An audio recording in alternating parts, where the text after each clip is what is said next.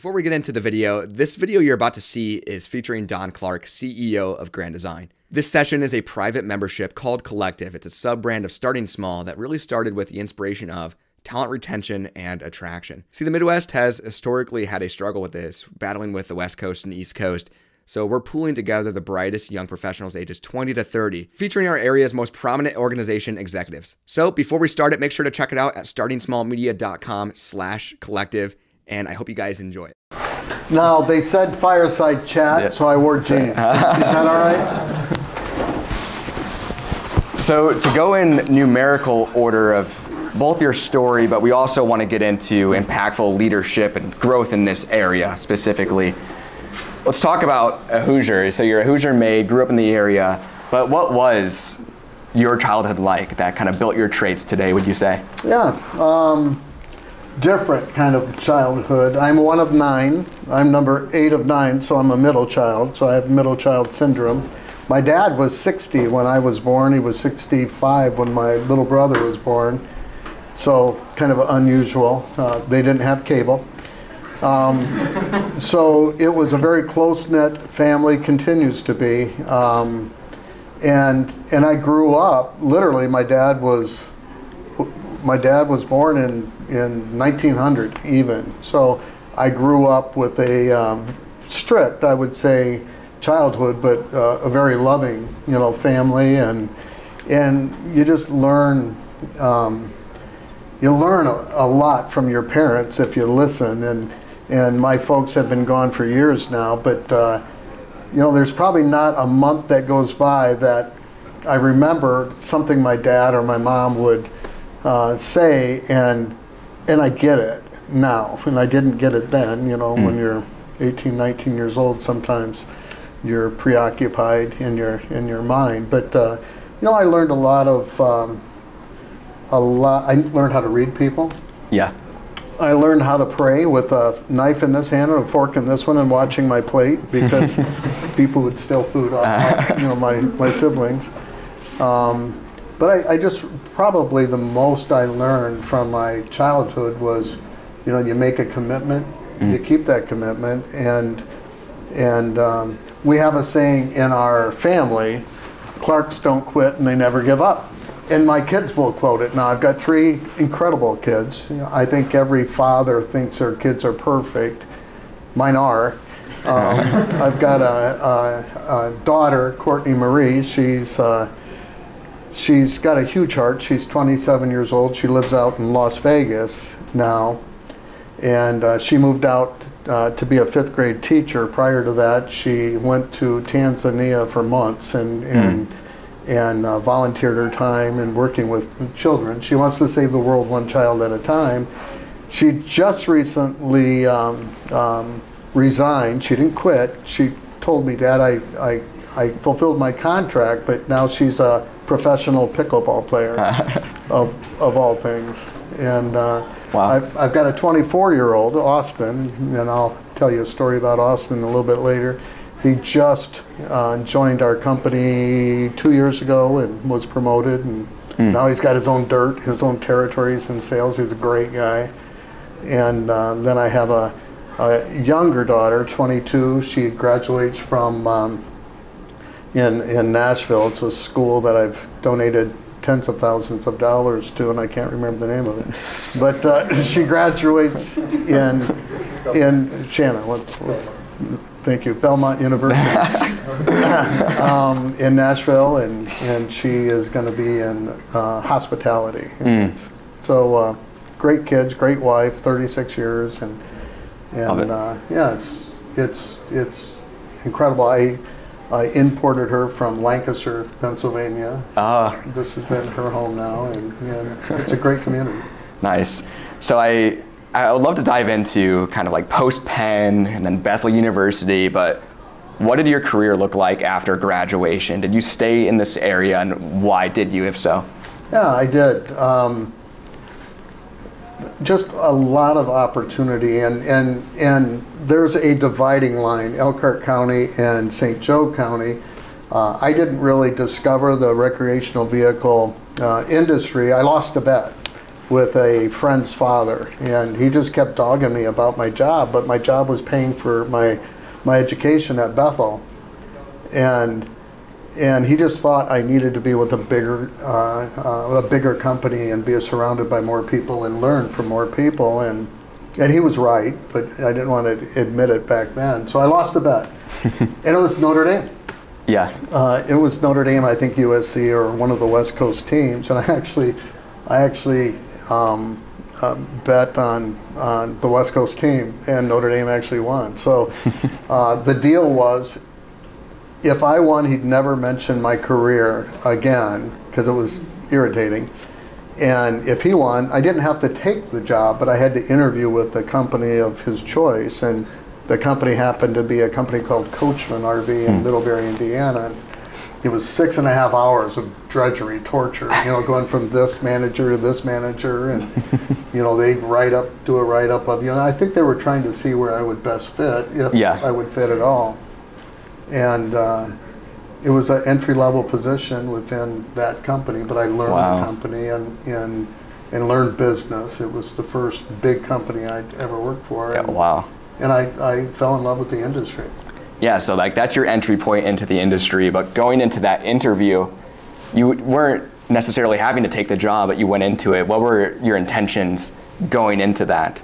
And what was the position as well? Bill of materials. I was a bill writer. I made $12,490 a year. I'm terrible, Zoe, with names, but I'm really good with numbers.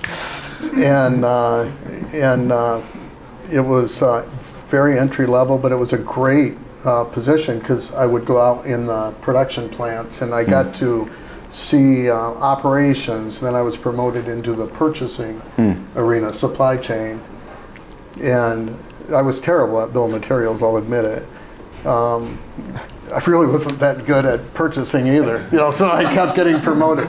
But in purchasing, I really learned operations, because you're in the heart of it. You're dealing with suppliers, you're dealing with internal people, and you see how it's all connected. It just fascinated me.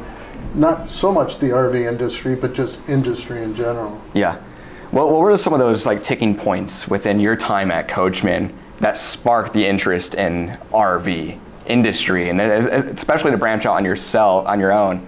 What did that venture look like in that transition for you? Yeah. Good question. The career at Coachman, I was there for 17 years, and my love was operations, but really I excelled at sales. And once I was promoted into the sales department, a lot of doors opened, but I drew on my operational experience. So when customers and coworkers would ask me questions, I was much more well-rounded. And I understood the complexity of a manufacturing facility. So when I did rise to a level where I could impact, either good or bad, the efficiencies of a plant, I knew better. I knew how all the pieces and parts connected.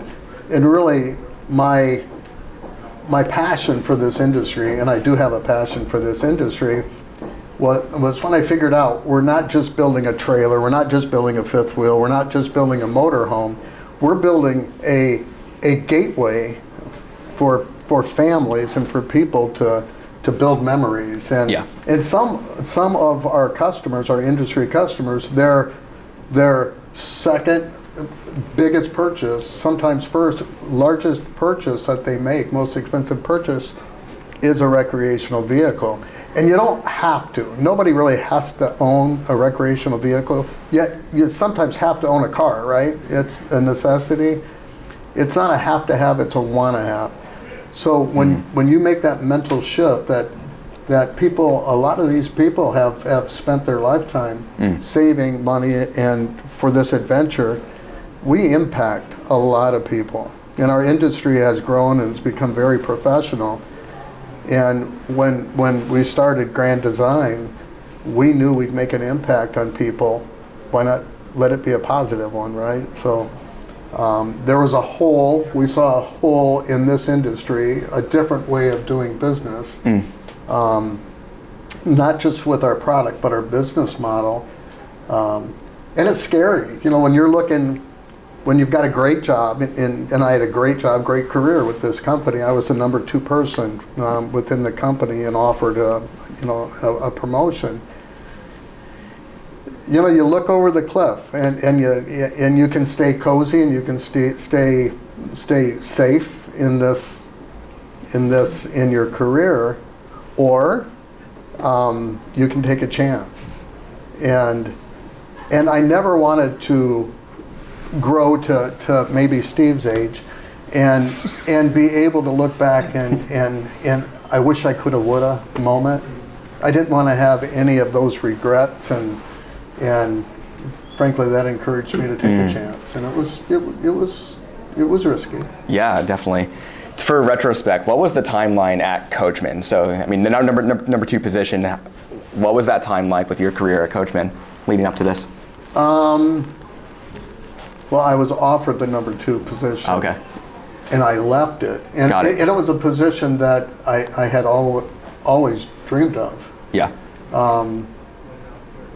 But I felt it was time. 17 years with Coachman. Yeah. And a lot of that time was in sales, and my earlier time was in operations. I went to another startup company. It was called Keystone. Still is a large company in the community. I was with Keystone for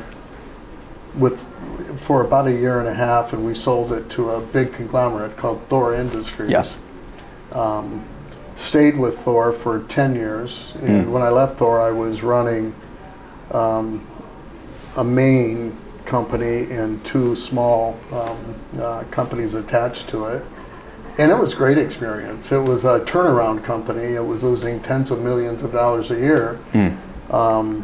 And it was hard. It was a heavy lift, but in less than 2 years, we had a $20 million turnaround in profits, and it became in the black again. Wow. And it was exciting. But that led to the startup company Grand Design, because a lot of the team members that I onboarded at Dutchman, at the Thor company, I brought over to this company because they got it. They were. And probably one of the biggest things I'll share is, number one, oftentimes it's good to take a risk, especially if you're young and you've got that runway. Risk isn't necessarily a bad thing. And the second thing I'll share, and probably most importantly, it's all about people. I don't care what industry you're in. You can be in a supply business, you can be in a service business or a manufacturing business. It's all about people.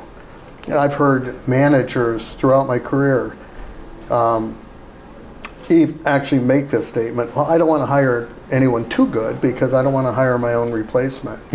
I've never ever had that philosophy. I always wanted to onboard people smarter than I am in their individual fields, because that elevates the whole company. And if you're running the company, it elevates you as well, and your odds of success are greater. And those types of people you can't micromanage. I've always been, if I've excelled in any one thing, it's assembling a team and making sure we had alignment. Put them in a canoe, give them a paddle, but I never tell them what stroke to use. I don't care. Let them have their freedom. Let them get there. As long as we're aligned at one goal, we're going to get there, and we're going to get there efficiently. But it's all about people. So up to around 3,000 employees now, but all about people. The transition into Grand Design, what does that core founding team look like to launch Grand Design, and what were those key bringings? There were 3 of us, and I remember sitting in, we bought this complex in northern Middlebury. It's just off the toll road. It's almost in Michigan, frankly. And it was daunting. You sit in this big building. There's just 3 of us sitting around one card table because there's no furniture in the place. Okay, we did it. We all resigned from really big positions within Thor and making, really obscene money. So, I mean, it was a gamble. Yeah. And we're sitting there, And we had an idea of the product that we would make, but really what made a big difference in Grand Design's success in the marketplace and just business in general was our business model. You know, to come into a business and just build something that's already there, you just become a fish in the sea of sameness, right? There's no real reason for someone to buy your product. You got to have differentiation. You got to be innovative. You've got to be unique. And we were new. Yeah. We're a new company. We had to come out with a better mousetrap than what was there. So each of our products had a story, a reason retail customers should buy our product over something that was already established. So we had to think outside the box.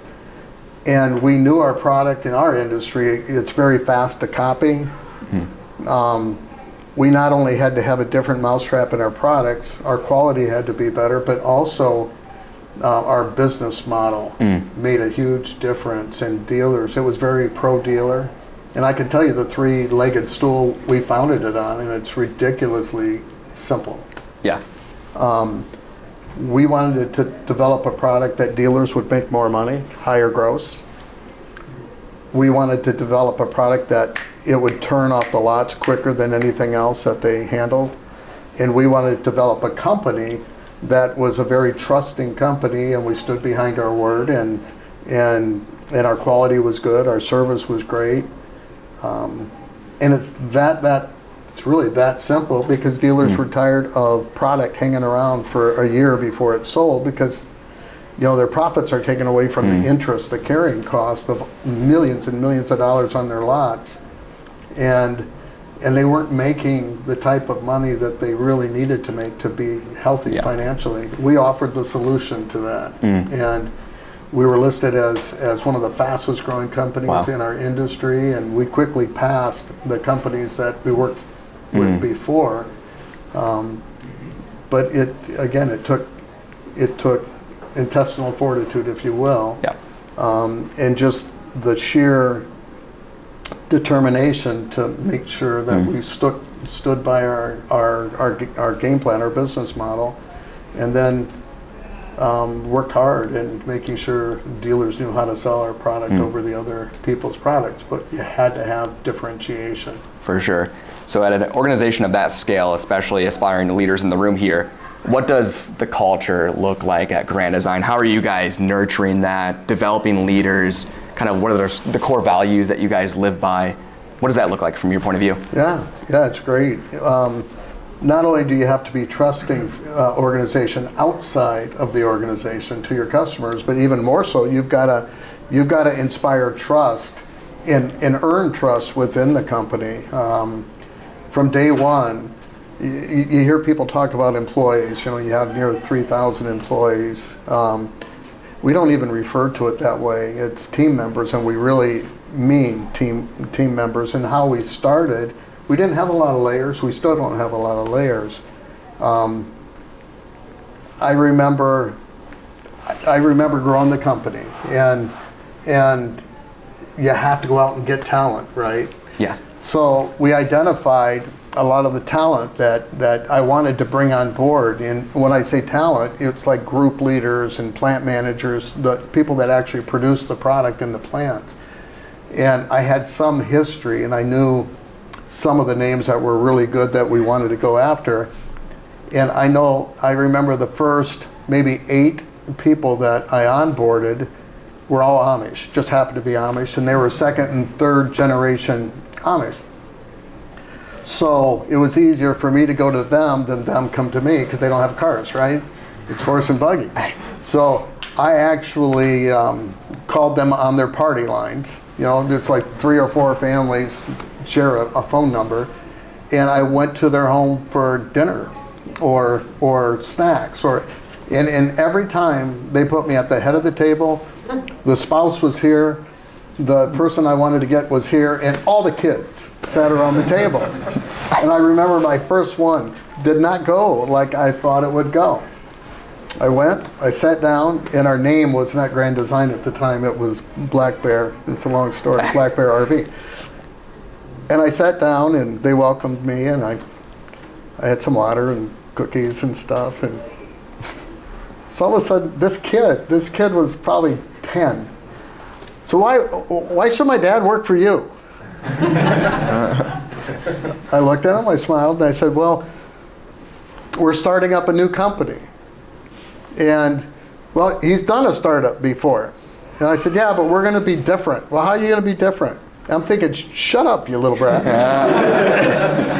But it made me think, you know, how are we going to be different? And I don't know, my mom doesn't like him being in startups. And I'd look at the spouse, and I thought, okay, I'll learn from this. And I didn't really close the deal. Didn't get him. I got him later. And I told him about all the differences and stuff like this. And I started giving dagger eyes to this kid. But then the next time I went to a family, it was 2 nights later, and I left something on their stoop, their front porch. Same scenario, same positioning, I don't know why, in a lot of kids this time. And so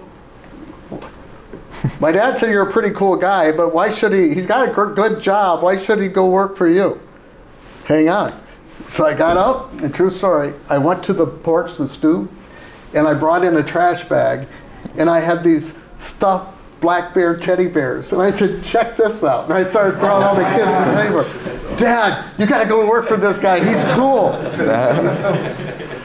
But it made me think. We had to offer a different opportunity because they already have jobs, right? And they're secure in their jobs, and a startup company, and especially second and third generation RV producers know it's hard. Yeah. And we were able to get all 8 of those people, and we didn't have layers, so the plant managers went out and hired their own teams, networking, kind of like you're doing here. Yeah. And would pull good people on board and basically promise the same thing I'd promised them, you know, so they had trust that I would follow through on my commitment. And it would grow from there, and for the longest time, even the plant managers reported directly to me. At some point in time, you've got 48 different direct reports, and it doesn't work because you can't give people enough time. But we stayed true, even in hard times, we stayed true to our word, to our internal people, and it spreads throughout an industry. Yeah. You know, we've won almost every year now, best manufacturer to work for in and around Elkhart County. We just won it again, and we take that very, very seriously. A big part of our warranty dollars spent is goodwill, which they're items outside of a warranty. It really doesn't qualify for a warranty, but they bought a Grand Design, right? And we're different. We're a better quality company, and so it permeates through the whole organization. And but you gotta be committed and keep your word both outside of the company and inside of the company. Now, it's not really hard for us to recruit people because of the reputation in the community, but also in the industry. For sure. It's really an interesting dynamic with like both Grand Design, but just the RV industry in general, how you have supplier relationships, dealer, but also it's almost a direct-to-consumer brand in the terms of rallies you guys host. So how important is the end consumer relationship with Grand Design, and how do you guys nurture that? I mean, the events you guys host, I hear a lot of great things. It is. And I told you I'd tell you a story about Austin, my kid. You want to hear it? Yeah. All right. You really want to hear it? All right. He's 24 years old. He came to me one day. He was interning with LCI, and he was reporting to Jared in marketing, and he wouldn't tell me what building number he was in, and he wouldn't use his last name. And I said, "Hey, bud, I want to come see your office." And he, Dad, I don't want to tell you where it is. I said, I want to visit. No, I don't want you to come. What? You hurt my feelings. Why do you want me to come? Well, I don't want people to know who I am. I said, buddy, it's Elkhart County. Everybody knows everybody. I mean, you're not going to hide that. And But I just want to make it on my own. I said, all right, that's fine. Then he interned with Grand Design a couple of years, and he came to me one day, and it's a backhanded compliment. He said, Dad, you never talk about work at home, and I don't, not because I'm ashamed of it. I just don't want my life consumed by the industry in which I work. And he goes, I've learned from interning with LCI and now with Grand Design that you're kind of a big deal in your space. He was quick to add in your space.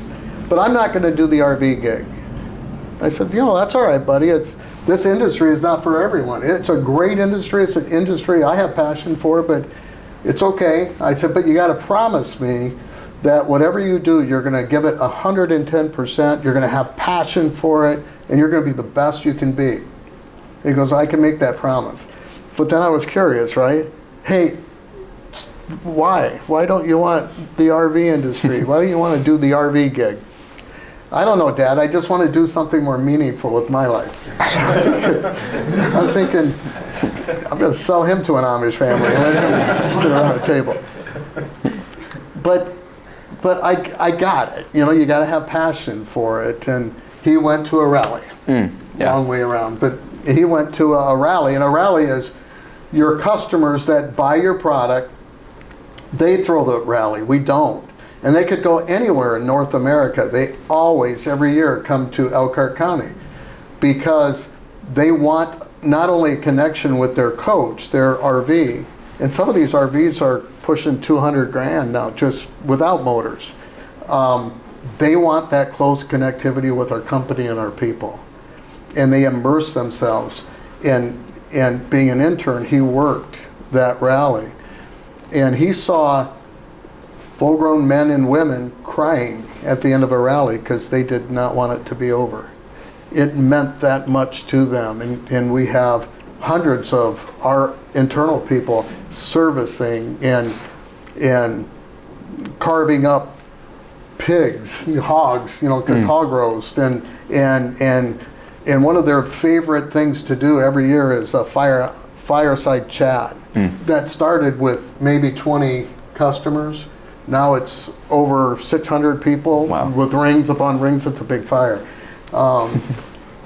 That relationship means so much.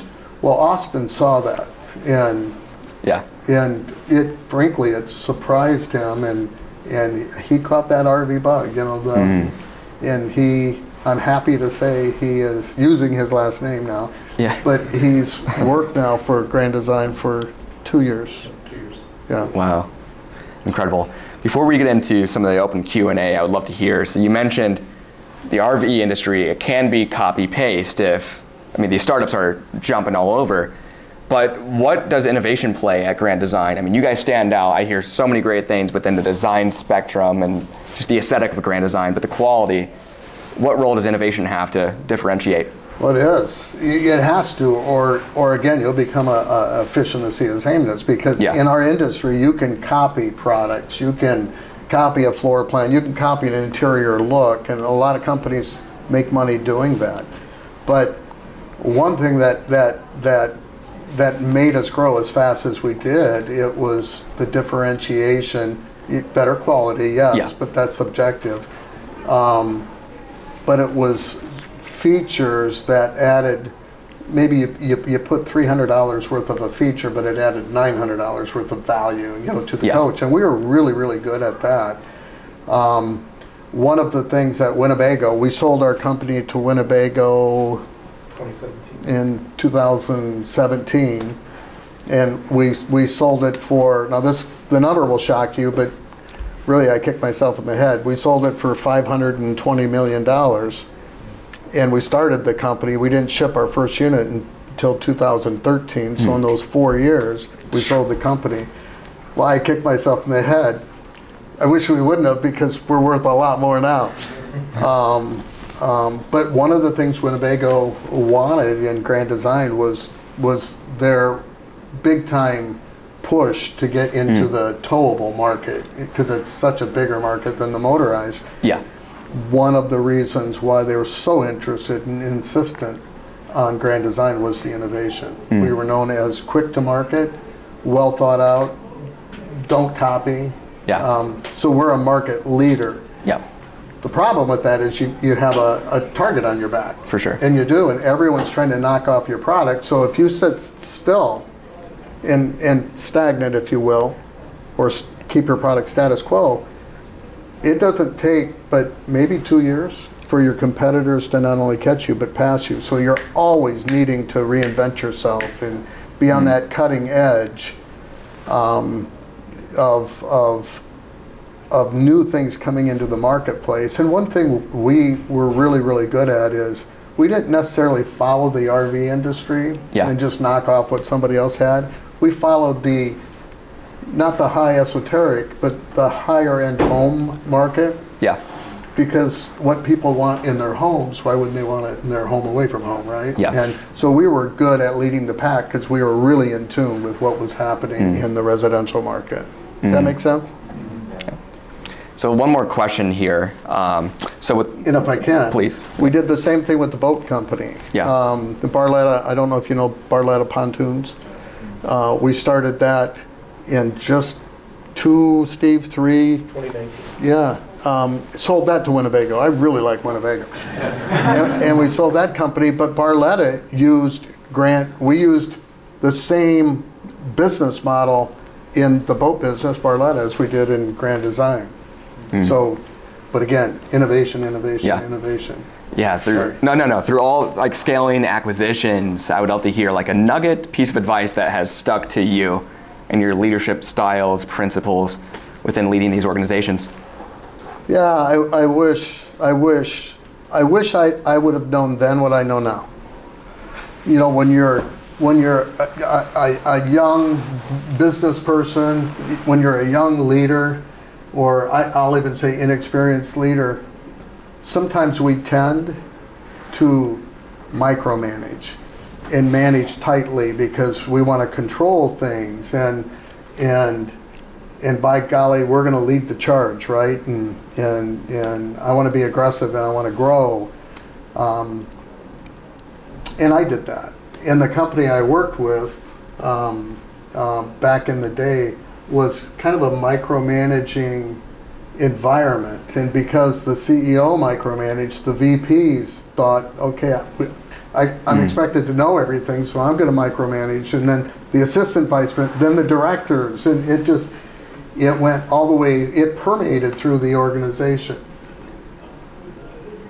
I developed my management style through probably more mistakes than I did successes, but it does take a village. It takes a team, and in order to attract the type of entrepreneurial spirits that I think is good for business, you gotta let them run. And they'll make mistakes, and as long as you're aligned in where you're going, let them make mistakes. You know, people are better for it. What do we always say at Grand Design? If every time you'd make this mistake, Steve, we don't eat our own. You know, you learn from it, you fix it, you make sure the hole's plugged so you don't have that again, but you're a better organization for it. It's all about the people, and the only way you're going to keep top-notch people and that high-caliber people, the drive, that entrepreneurial drive, you got to let them run. Incredible. Well, Don, thank you so much, and we'll open it up to the floor here just after that story for some questions.